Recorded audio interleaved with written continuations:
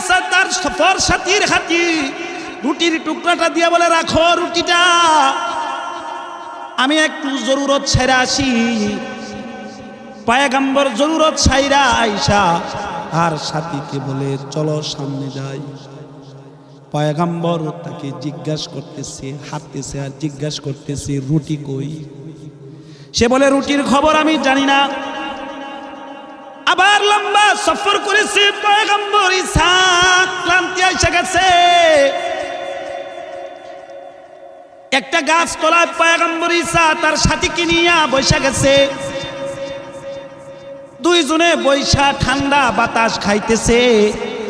এমন সময় একটা হরিণ তার দুইটা বাচ্চা নিয়ে পয়গম্বর ঈসার সামনে দিয়ে যাইতেছে। পয়গম্বর ঈসা আলাইহিস সালাতু ওয়াস সালাম হরিণের একটা বাচ্চা দুইটা জবাই করলেন। জবাই করে পয়গম্বর ঈসা চামড়াটা আলাদা কইরা আল্লাহর কাছে কয়, আল্লাহ এটার বুনা করে দাও। বলতে দেরি নবীদের জবান পাক জবান, নবীরা যা চায় আল্লাহ তাই দি। সাথে সাথে হরিণের বাচ্চাটা বুনা হয়ে গেছে। পয়গম্বর ঈসা নিজে তৃপ্তি সহকারে খাইলেন, তার সফর সাথীরে খাওয়াইলেন। খাওয়া শেষ হয়েছে, জিজ্ঞাসা করেছে, তোমার তৃপ্তি মিটেছে কিনা? সফর সাথী বলে, হ্যাঁ আমার তৃপ্তি মিটেছে। পয়গম্বর ঈসা এবার বলে, কুম বিইজনিল্লাহ, আমি নবী হইয়া বলতেছি, আল্লাহর হুকুমে তুমি জীবিত হয়ে যাও। সাথে সাথে হরিণের বাচ্চা হয়ে গেছে। যে হরিণ বুনা ছিল, যে হরিণের গোস্ত দুইজনে তৃপ্তি সহকারে খাইলো। কুম বিইজনিল্লাহ বলার সাথে সাথে অটোমেটিক হরিণের বাচ্চা হইয়া দেউরানো শুরু করছে। বাচ্চা দেউরায়া তার মার কাছে চলে যায়। পয়গম্বর ঈসা আবার তার সফর সাথীরে জিজ্ঞাসা করে, যে মালিক কাদেরে কুদরতওয়ালা, যে মালিক হরিণকে জবাই করার পরে বলার সাথে সাথে চামড়া আলাগ করার পরে গোস্ত বুনা করে দিছে, যে মালিকের নিয়ামত খাইলাম, আবার মালিককে বলছি এটাকে আবার হরিণ বানায় দাও, আল্লাহ বানায় দিছে। ওই মালিকের শপথ করে বলছি, বলো রুটি কই? সে বলে, রুটি কই আমি জানি না। পয়গম্বর ঈসা আর কিছু বলে নাই। পয়গম্বর ঈসা এবার তারি নিয়া আবার সফর আরম্ভ করছে। সফর করতে করতে নদী পড়ছে সামনে, নদী। পয়গম্বর ঈসা আলাইহিস সালাতু ওয়াস সালাম তাকে বলে, আমার হাতে তোমার হাতটা রাখো। পয়গম্বর ঈসা তার সফর সাথীর হাতটা ধরলেন, দইরা বলে, সামনে চলো। পানিতে কদম রাখছে, আল্লাহ তাআলা পানির জমাট করে রাস্তা বানায় দিছে। পানির উপর দিয়া হাইটা নদী পার হয়ে গেছে। পয়গম্বর ঈসা বলে, এই সাথী বলো, যে মালিক বান্দার জন্য পানিরে রাস্তা বানায় দেয়, ওই মালিকের শপথ, রুটি কই বলো? তুমি আমার অলৌকিক ঘটনা মালিকের দেখছো, এবার মালিকের নামে শপথ করে বলি, রুটি কই বলো? খাদেম বলে, আমি জানি না। পয়গম্বর লম্বা সফর করেছে, বালুময় ময়দান দিয়া হাঁটতেছি। পয়গম্বর কিছুক্ষণ হাইটা বালুর ময়দানে বসে গেছি, মরুভূমিতে বসে গেছি। পয়গম্বর কিছু বালু জমা করছি, জমা করে পয়গম্বর এবার আল্লাহর কাছে দোয়া করছে, আল্লাহ এগুলারে স্বর্ণ বানায় দাও। আল্লাহ তাআলা সাথে সাথে বালুগুলারে স্বর্ণ বানায় দিলেন। এবার পয়গম্বর 3 ভাগ করে স্বর্ণগুলারে 3 ভাগ করছি। পয়গম্বর বলে, 1 ভাগ তোমার, 1 ভাগ আমার, আরেক ভাগ কয় যে রুটি খাইছি। ইহুদি বলে, পয়গম্বরের সাথী বলে, আমি রুটি খাইছি। পয়গম্বর বলে স্বর্ণ না আমার কোনো ইচ্ছা নাই, রুটি কে খাইছে তা জানার ইচ্ছা ছিল, যাও তোমাকে 3 ভাগ দিয়ে দিলাম, তবে আমার সাথে আর যাইতে পারবে না। পয়গম্বর ইহুদ তার সফর সাথী রাইখা চলে গেছে। এবার 2 জন লোক ওই রাস্তা দিয়া মরুভূমি দিয়া হাঁটতেছে, দেখে একজন বিশাল বড় স্বর্ণের একটা টাল লয়া বসে আছে। 2 জনে ভাবতেছে তারে মাইরা স্বর্ণগুলা 2 জনে ভাগ করে লয়ে যাম। কথা বলতেছে, সে বুঝা ফেলাইছে। সে বলে, ভাই আমার মাইরো না, চলো 3 জনে স্বর্ণগুলা ভাগ করে নিমু, চলো আগে গন্তব্য স্থানে যাই, 3 ভাগ করে 3 জনে নিয়ে নিমু। ওই 2 জন তার পরামর্শ মাইনা নিল। এবার তারা যাইতেছে, মরুভূমি পার হইতেছে। কেমন সময় একজন বলে পরামর্শ করছে, বসছে এক জায়গায়, আবার পরামর্শ করছে ক্ষুধা তো লাগছে, কিছু কিনান খায়া তারপরে হাঁটনু। একজন রে পাড়াইছে, যাও বাজার থেকে কিছু খাবার কিনা আনো, টাকা দিছে। সে বাজারে চলে গেছে খাবার আনতে। বাজারে যাওয়ার পর শয়তান তারে কুবুদ্ধি দেয়। শয়তান বলে, 3 জনে ভাগ করে নেওয়ার দরকার কি, তুই তো 1 জনে নিতে পারবি কেমনি, যে খাবারের ভিতর বিষ মিশাইয়া লয়ে যা, এই বিষাক্ত খাবার খাইবে, 2 জন বিষে আক্রান্ত হয়ে মারা যাবে, স্বর্ণগুলা তর হয়ে যাবে। শয়তানের পরামর্শ অনুসারে সে খাবার কিনা সত্যি সত্যি বিষ কিনা খাবারের সাথে মিলাইছে। এদিক দিয়া 2 জন বলতেছি তারে আর স্বর্ণ দিব না, স্বর্ণ আমরা 2 জনে নিব। কেমনে নিবি? সে আসলে তারে মাইরা ফেলামু, 2 জনে মিলা তারে মাইরা স্বর্ণগুলো আমরা নিয়ে নিব। হায় হায়, ওদিক দিয়া সে খাবারে বিষ মিশে আনছে, এদিক দিয়া 2 জনে পরামর্শ করছে তারে মাইরা ফেলাবি। খাবার নিয়ে আসছে, সাথে সাথে 2 জন জাপায়া পড়ছে তার উপর, তারে মাইরা ফেলাইছে। 2 জন বলে, মাইরা তো ফেলাইছি, শেষ একবার, এখন আমরা 2 জন আছি, চলো খাবার খাই। 2 জনে এবার খাবার খাইতেছে, কয় খাবার খায়া ভাগ করে লয়ে যাম। খাবারে যে বিষ আছে তারা তো জানে না। খাবার খাইছে, 2 জন খাবারের জায়গায় মৃত্যুবরণ করছে, স্বর্ণের জায়গায় স্বর্ণ করে রয়েছে, লোভী ধ্বংস হয়ে গেছে। তোরা যারা দুনিয়াদার, দুনিয়ার পাগল, টাকার পাগল, বাড়ির পাগল, গাড়ির পাগল, নারীর পাগল, টাকার জায়গায় টাকা থাকবে, ঘরের জায়গায় ঘর থাকবে, গাড়ির জায়গায় গাড়ি থাকবে, রাজপ্রাসাদ পড়া থাকবে, কিন্তু রাজা থাকতে পারবে না। রাজপ্রাসাদ আগের জায়গায় থাকবে, কিন্তু রানী থাকবে না। মৃত্যু যখন আসবে চলে যাইতে হবে। দুনিয়া ধোঁকা, দুনিয়ার লোভ ধোঁকা। আল্লাহ তাআলা বলে, আল্লাযী খালাকাল মাউতা ওয়াল হায়াতা লিয়াবলুয়াকুম আইয়ুকুম আহসানু আমালা। আল্লাহ তাআলা বলে, হায়াতের জিন্দেগি দিছি পরীক্ষা করার লাগা। দুনিয়া একটা পরীক্ষার হল। দুনিয়ার লোভে পয়রা বাংলা আমি মাওলারে বলিস না, দুনিয়ার লোভে পয়রা নামাজ ছাড়িস না, দুনিয়ার লোভে পয়রা পরকালে বলিস না।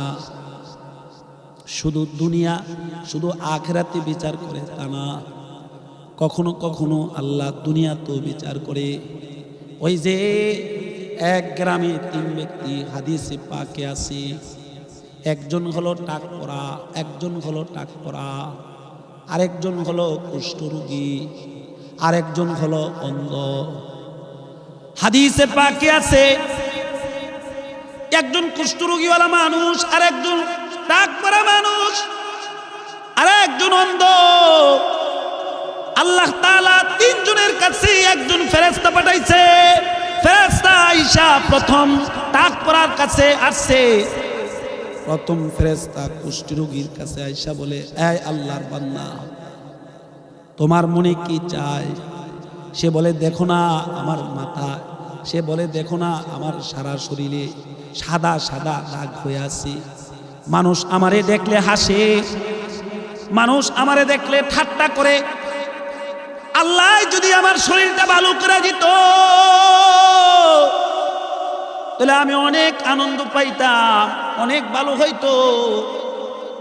ফেরেশতা তার দেখে হাত বুলাইয়া দিছে, বুলাইতে দেরি হয়েছে।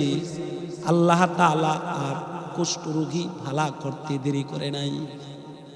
এবার ফেরেশতা বলে, এই আল্লাহর বান্দা, তোমার কাছে সবচাইতে পছন্দের কোন বস্তু? সে বলে, আমার কাছে সবচাইতে পছন্দ হলো গাবিন উট। ফেরেশতা বলে, চক্ষু বন্ধ করো, দোয়া করো। চক্ষু বন্ধ করছে, দোয়া করছে, ফেরেশতায় দোয়া করছে। অটোমেটিক একটা গাবিন উট তার সামনে আইসা হাজির। ফেরেশতা গাবিন উটটা তার হাতে ধরা বলে, ধরো ওঠো। ফেরেশতা দোয়া করতেছে, আল্লাহ তুমি এটার ভিতর বরকত দিও। ফেরেশতা চলে গেছে দ্বিতীয় ব্যক্তির কাছে, যার মাথার চুল নাই। তাকে গিয়ে জিজ্ঞাসা করে, আল্লাহর বান্দা কেমন আছো? সে বলে, বড় অশান্তিতে আছি। কি হয়েছে? দেখেন না আমার মাথায় চুল নাই, মানুষ আমারে টাক পড়া বলে ডাকে, আমারে দেখলে হাসি।